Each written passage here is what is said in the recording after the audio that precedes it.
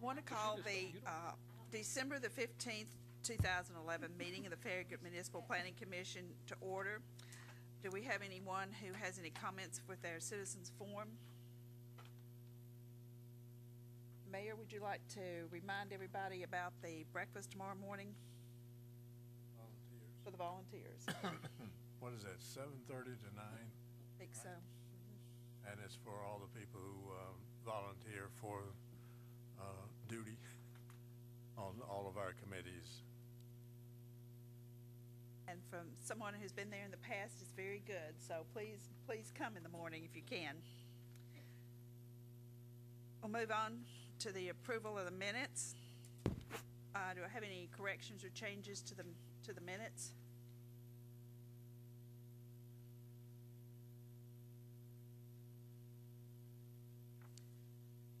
Then I'll call for a motion. Second it. All those in favor? Aye. Opposed? Thank you. Discussion and public hearing on a request to release a letter of credit for required walking trail completion on Kingston Pike, North Hobbs Road, and Union Road at Summit View Nursing Home. Ronald Lawrence, applicant. In your packet, I included a copy of the letter of request to release this letter of credit or to extend it for 2 years. This letter of credit was posted as part of the rezoning process for the Summit View Nursing Home.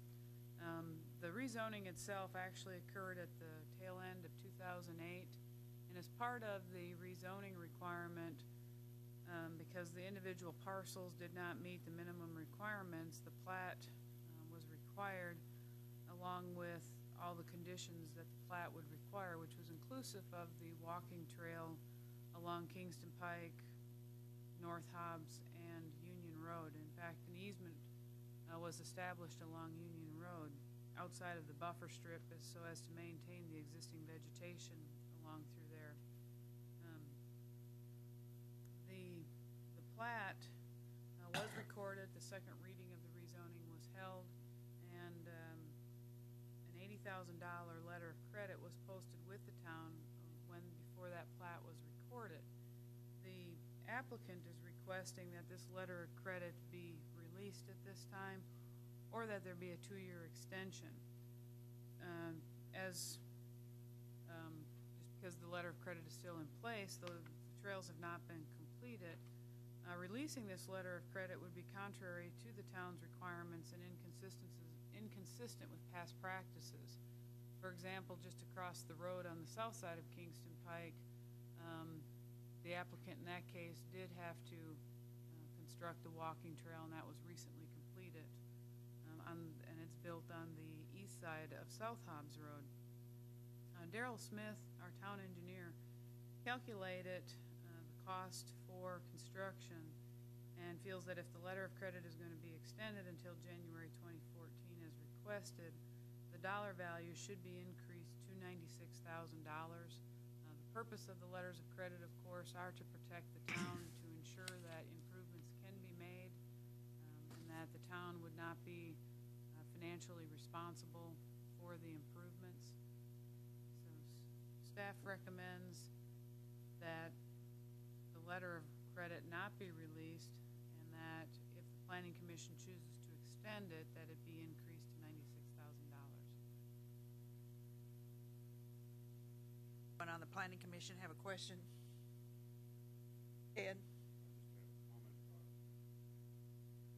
Basically, to me, assuming all the papers are correct, letters, it looks to me that the only options are to call or cash the current letter of credit, not extend it, or probably more preferable is to require a new letter of credit at Daryl's recommended $96,000. To me, that's the only thing that's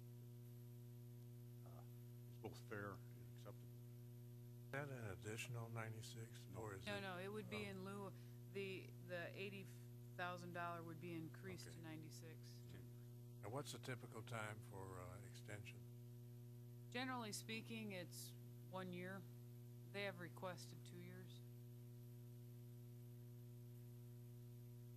apparently, one of the family members has passed away, and there are some issues with probate court, and so they are actually hoping to proceed with their expansion. But they don't really know how long the probate court will last. So that is their purpose for asking for a 2-year extension, because they feel that may be more realistic given the court issue. Ruth, in the interest of consistency, could you explain to us how this is a different scenario than the one that we approved, or the variance, I guess, we approved for the Brooklawn development and Blanchard and Calhoun a month or so ago? This was actually tied to the rezoning. And not tied to the site plan process, is that right? It was actually part of the condition with rezoning was the recording of that plat and everything. Versus the Brooklawn, Blanchard and Calhoun letter credit, which we released,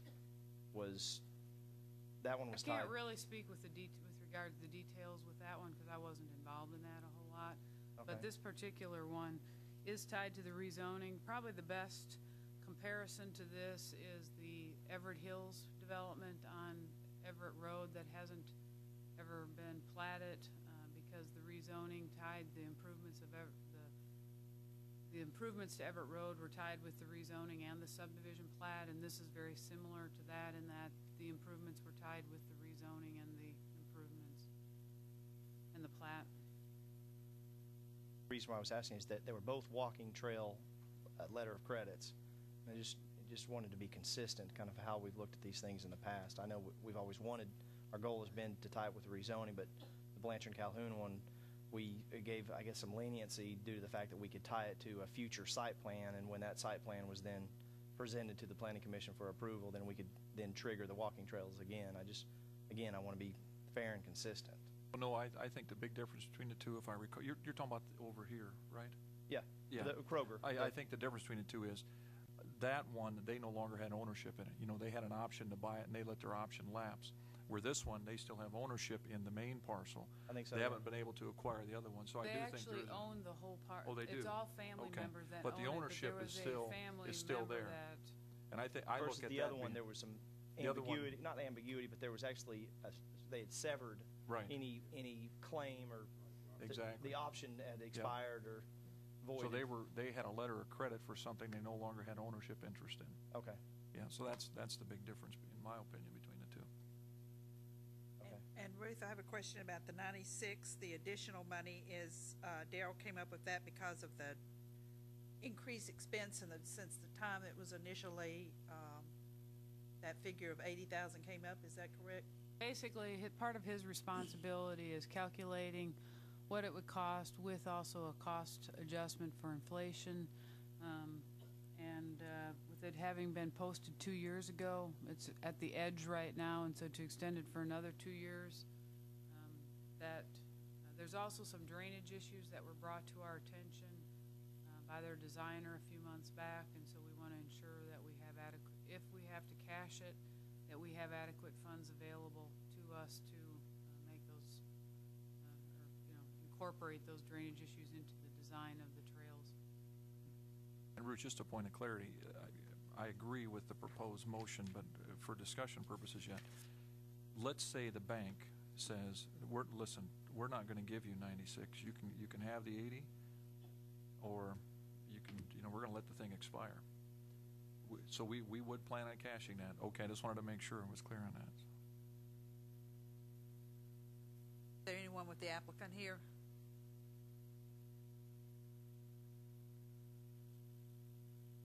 Any other questions? Do I have a motion? I'll make a motion to extend the letter of credit for 2 years and raise the amount to $96,000. Second? Second. Yeah, I defer though. We'll flip a coin on that one. All those in favor? Aye. Opposed? I've noticed we have a group of, I guess, scouts in the back. And is there somebody with the group that would like to come up and tell us what your troop is, and say a little bit about the fact you're here for a badge? what badge that is? Please come up to the microphone, please.